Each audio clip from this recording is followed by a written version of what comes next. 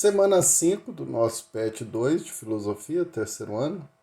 Vamos dar continuidade à semana 4, que começou a tratar da filosofia africana. Agora nós vamos pegar uma filosofia específica das filosofias que tem a africana, que é a Ubuntu, que é uma expressão muito usada hoje em dia e que é própria de um contexto africano.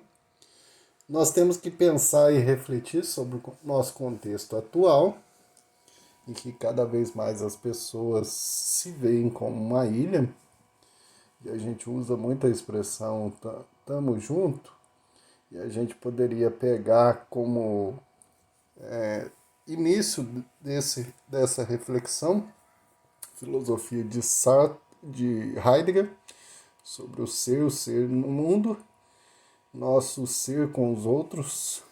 O ser se dá a partir do contexto de envolvimento com o mundo, de completude, de perceber que nós não somos seres animais, tanto políticos, como já alertava Aristóteles, somos seres de convivência, estamos constantemente, a expressão dependendo, não é tanto, mas em relação, somos seres de relação. O ser humano na relação se faz constantemente.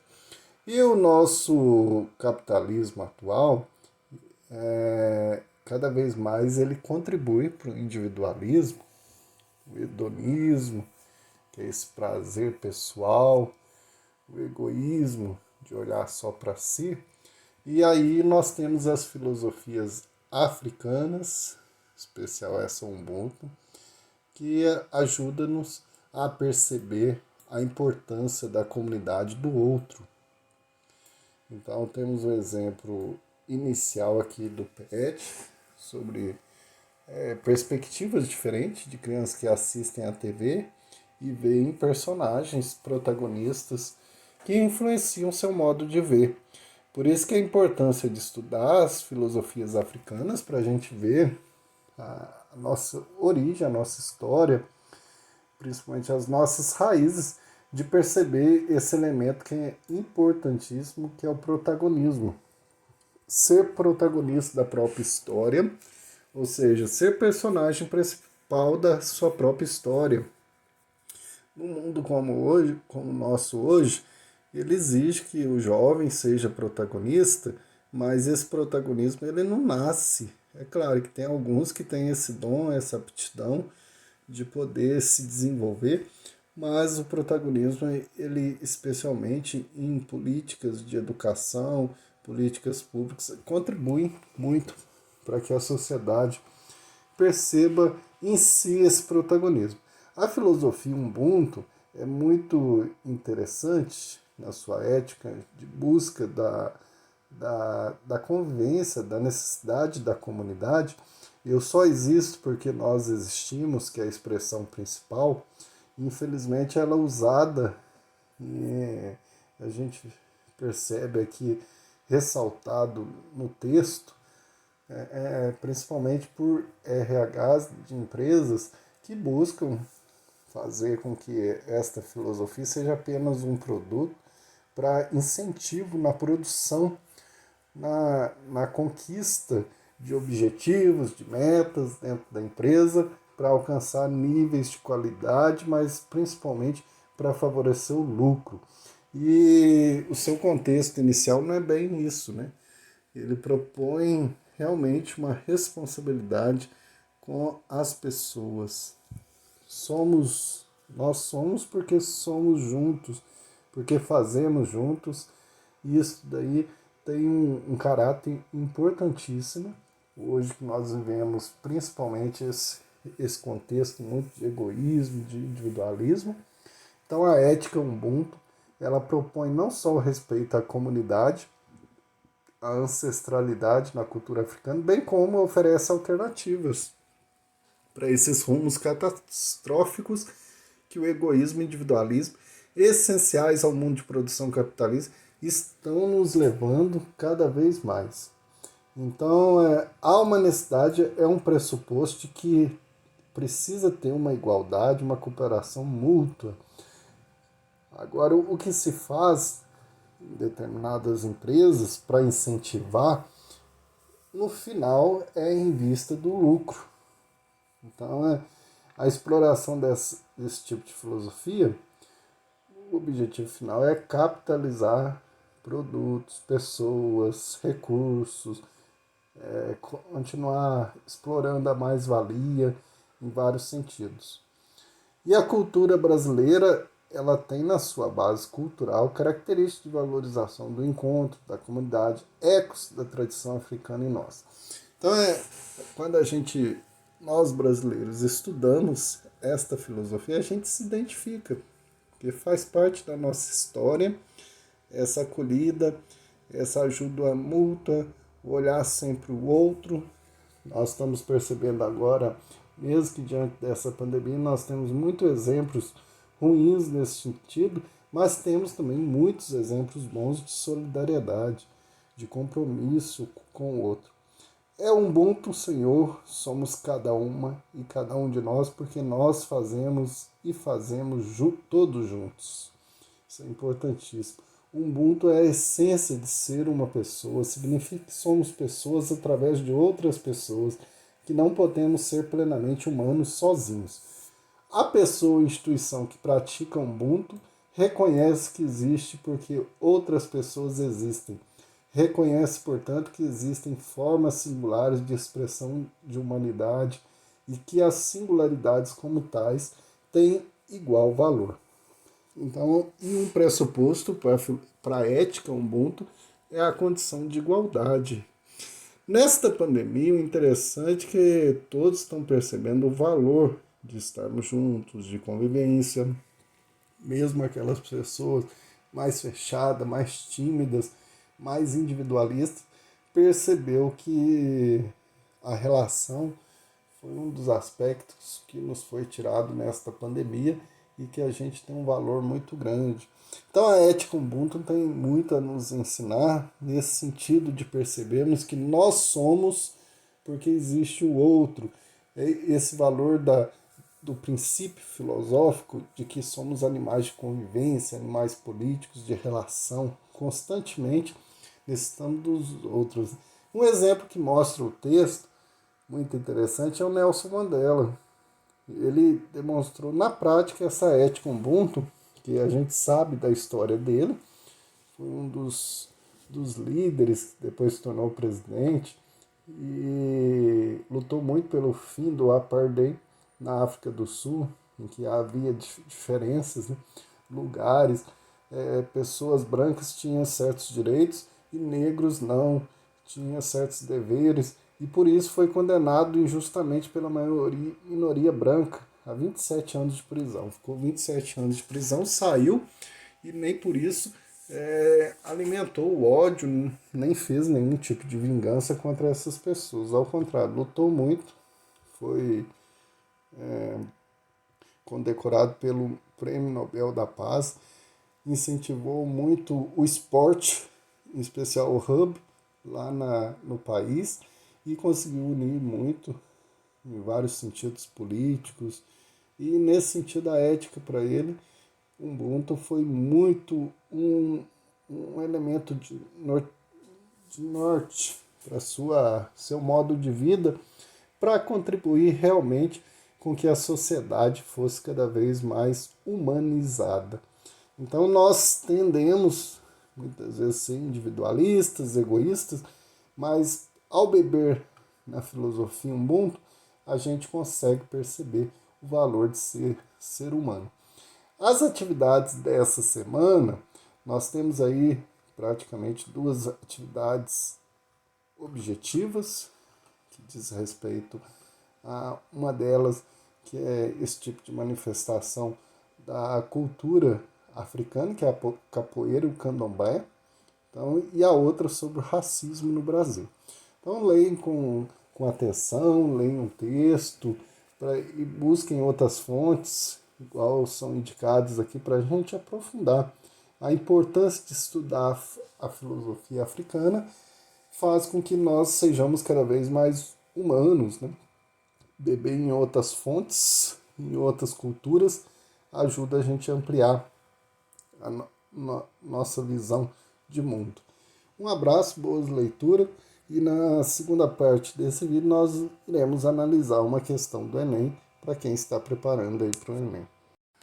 Os alunos que costumam então se preparar para o Enem estão aí nesse projeto de poderem entrar numa universidade.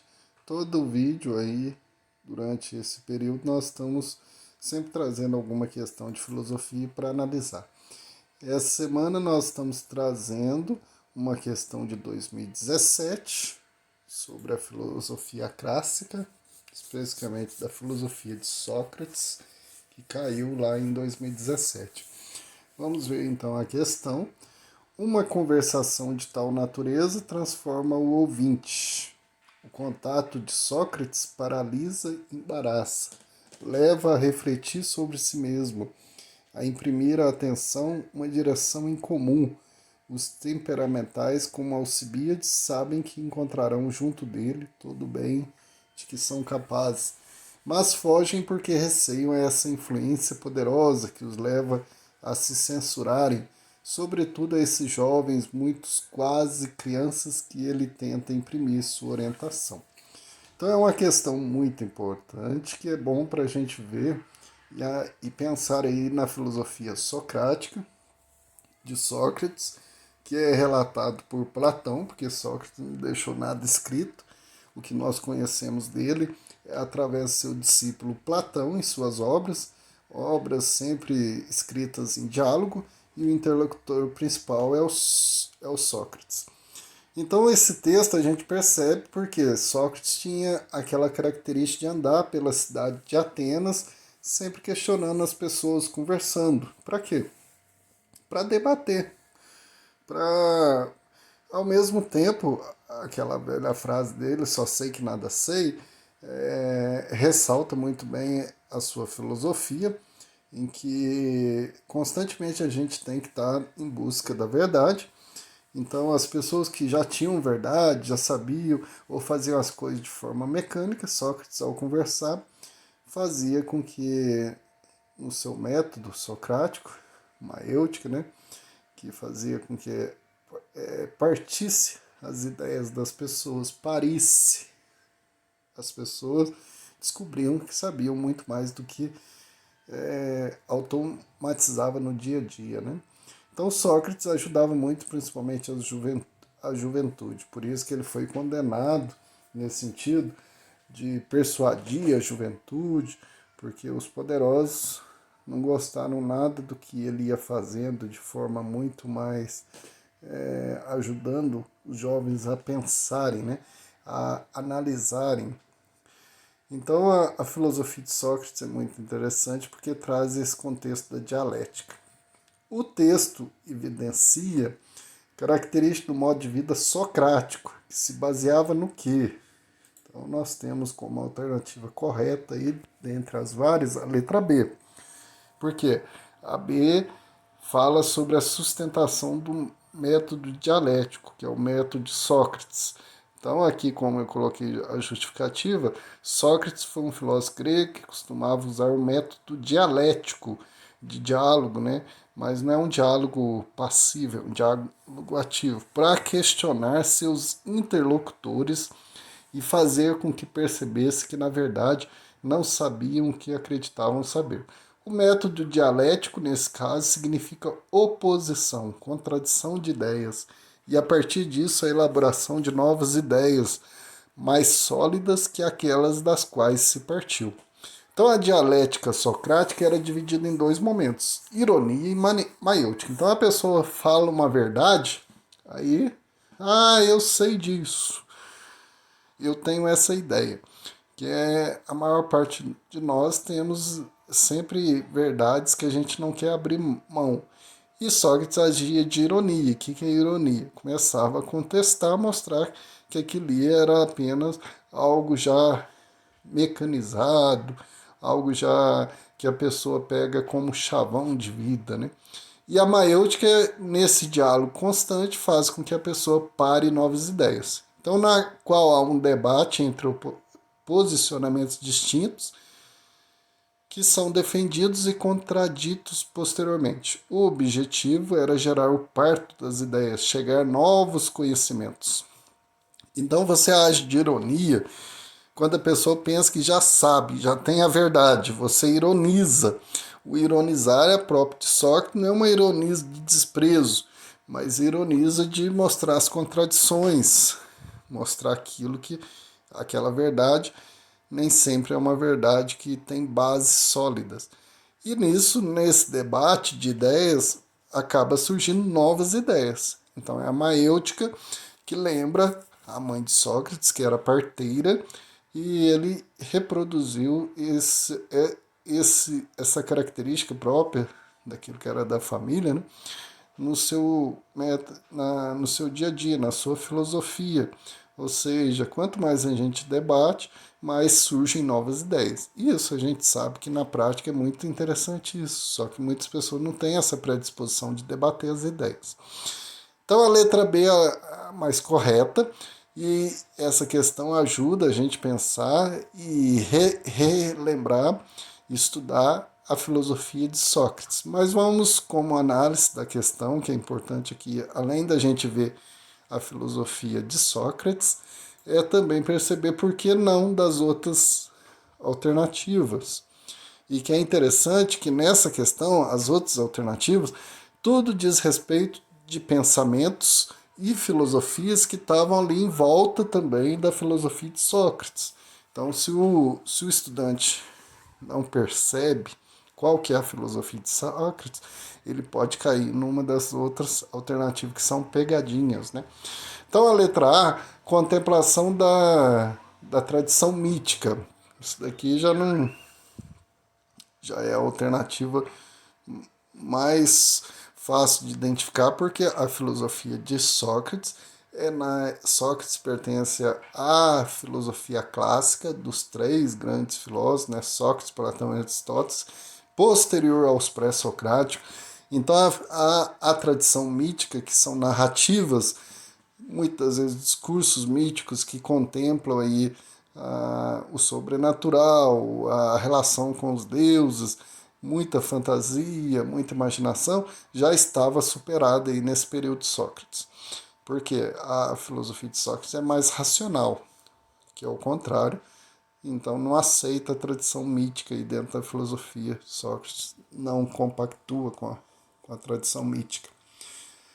C. Relativização do saber verdadeiro. Relativizar. Isso era próprio dos sofistas, que se chamavam filósofos, né, do saber, mas Sócrates, como Platão também, como Aristóteles, combatem muito os sofistas, porque os sofistas sempre relativizavam a verdade.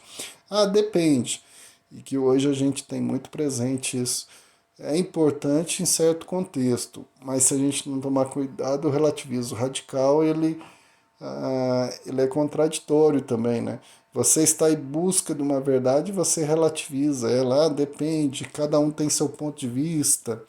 Então só fala aquilo que as pessoas querem ouvir. Isso era próprio dos sofistas, que era combatido pelo Sócrates. Letra D, valorização do argumento retórico, outra posição que era própria dos sofistas, que é a retórica, o convencer as pessoas, então que era criticado por Sócrates. Então não condiz com a filosofia de Sócrates, nem a C nem a D. E aí, que é a investigação dos fundamentos da natureza, isso daí é antes de Sócrates, porque é próprio dos pré-socráticos que buscavam explicar a origem das coisas a partir de um elemento físico, que é chamado physis, né? Explicar o cosmos.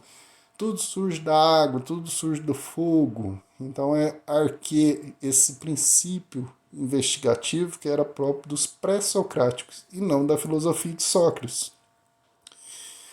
Porque os filósofos clássicos estavam mais preocupados com a ética, com a política, com o ser humano, com a sociedade.